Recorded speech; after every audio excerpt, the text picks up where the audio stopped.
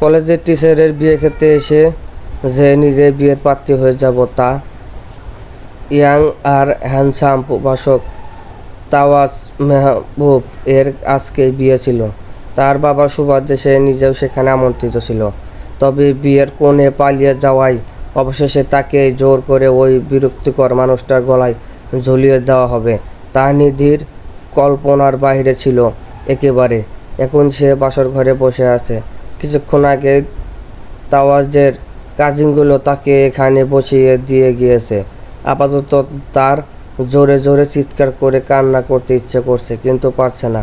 নিধি নিজ মনে বিড়বিড় করলো, এই জীবনে প্রতিজ্ঞা করেছিলাম আর যাকেই বিয়ে করি না কেন কখনোই টিচার বিয়ে করব না। ফাটা কপাল আমার, খোদা ঘুরে ফিরে সেখানেই করিয়ে দিল। আচ্ছা, সেটাও না হয় মানা যায়, কিন্তু তাই বলে ওই খারুশ এক নাম্বারের ইগোস্টিক একটা বেটাকে, কোনো যেই বেটাকে দুইটা চোখের লীলায় সহ্য করতে পারি না, তবে তার কিভাবে সংসার করব। তারপর আবার কান্নার ভ্যান করে বলল, নিধি রে খোদা, তো তোর কথা শুনে নিয়েছে। তুই অভিশাপ দিয়েছিলি বিয়ের দিন বেটার বউ পালিয়ে যাবে, পালিয়ে গেছে, কিন্তু মাঝখানে দিয়ে তুই ফেসে গেছিস। কি কপালে তোর। নিধির বিড়ানির মধ্যেই দরজায় শব্দ হলো। তাওয়াজ এসেছে। সে এসেই একবার নিধির দিকে তাকালো, তারপর কোনো কথা না বলে গটগট করে হেঁটে ওয়াশরুমে চলে গেল। নিধি মুখটা পেঁচার মতো করে তাওয়াজের কার্যক্রম দেখলো, তারপর ওকে ওয়াশরুম প্রবেশ করতে দেখেই মুখটা ভেঙচি দিয়ে বলল, হ্যাঁ, ব্যাটার অ্যাটিটিউড দেখলে গা জ্বলে যায় একেবারে।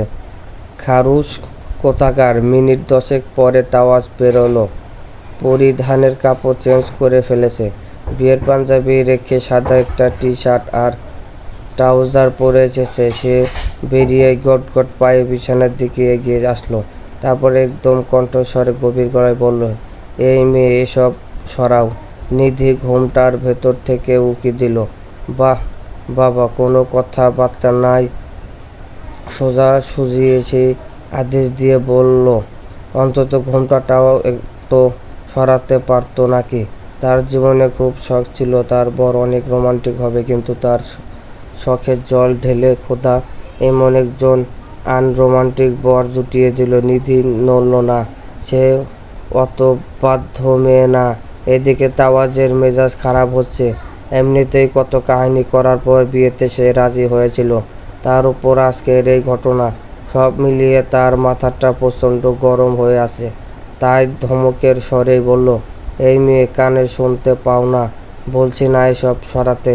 নিধি বুঝলো তাওয়াজ খেপে গিয়েছে, তাই এবারে সে নিজেই ঘোমটাটা ফেলে দিল। এরপর তাওয়াজের দিকে তাকিয়ে নিরীহ স্বরে আওড়ালো, আমাকে বলছেন স্যার? হুট করেই নববধূর মুখে স্যার শব্দ শুনে তাওয়াজ অবাক হয়ে ঘাড় ফেরালো। এতপর ঘোমটার নিচে থাকা নিধিকে আবিষ্কার করতে তার শরীরের রক্ত চলাচল যেন বেড়ে গেল। নিধি ক্লাসের সবচেয়ে গাধা, বাদর আর দুষ্টামিতে সেরা মেয়েটা এখানে, মানে তার নববিবাহিতা বউ। তাওয়াজ যেন নিজেকে সামলাতে পারল না। ধপ করে বুকে হাত দিয়ে পাশে থাকা সোফায় বসে পড়ল। এর চেয়ে তো ভালো ছিল সে ব্যাচেলর থাকলেই। খুব মুখ দিয়ে অজান্তেই বেরিয়ে আসলো, তুই এখানে নিধি? তাওয়াজে এহেন প্রতিক্রিয়া হকচকিয়ে উঠল। একই স্যার, তাকে দেখে এমন অবাক হলো কেন? ঝটপট দৌড়ে তাওয়াজের কাছে আসতে নিলেই শাড়িতে প্যাঁচ খেয়ে হুমড়ি মেরে তাওয়াজের বুকের উপর এসে পড়ল একেবারে। এদিকে নিজের ওপর নিধিকে ধরাম করে পড়তে দেখে তাওয়াজ দুহাত মুঠো করে নিজের রাগ সংবর্ধন করলো। বিড়বিড় করে বলল, শুরু হয়ে গিয়েছে জ্বালানো। সারা জীবন তো পড়েই আছে, কিভাবে পার করব খোদাই এই জানে। নিধি ভেবেছিল সে মেঝেতেই পড়বে। আজকে বোধ হয় তার হাড় গোড় আর আস্ত থাকবে না, সেই ভেবে চোখটা বন্ধ করে নিয়েছিল। তবে নিজেকে কারো বুক অনুভব করতে সে চোখ মেলে তাকালো। তাওয়াজের বুক আবিষ্কার করতে পেরে কতক্ষণ সেদিকে তাকিয়ে থেকে এরপর সেভাবেই মাথা তুলে তাওয়াজের দিকে সরিয়ে বোকা হেসে শুধালো, স্যার বেশি ব্যথা পেয়েছেন? তাওয়াজ এক হাতে নিজের চশমাটা খুলে জোরে একটা শ্বাস নিল, এরপর দাঁতে দাঁত চেপে বলল, না, মজা পেয়েছি। তারপর আবার জোর গলায় ধমক দিয়ে বলল, এবার আমার উপর থেকে উঠে আমাকে ধন্য করো। স্টুপিড নিধি নিজেকে সামলানো। তারপর তাওয়াজের উপর থেকে উঠে দুহাতে কোমর ধরে চেক করলো, না, সব ঠিকঠাকই আছে। তাওয়াজের দিকে চোখ পড়তেই দেখলো সে তার দিকে অগ্নিঝরা দৃষ্টিতে তাকিয়ে আছে। নিধি খানিকটা ভয় পেল, সে কি হচ্ছে করে পড়েছে, এভাবে তাকিয়ে আছো কেন? তবু তোলতাতো গলায় বলল, সরি স্যার। তাওয়াজ প্রস্তুত করলো না, সোফা থেকে উঠে এমনভাবে নিজের টি শার্টটা ধরতে লাগলো যেন সেখানে আবজনা পড়িয়েছিল এতক্ষণ। নিধির এগোতে লাগলো, তবে এই মুহূর্তে কিছু বলতে পারলো না।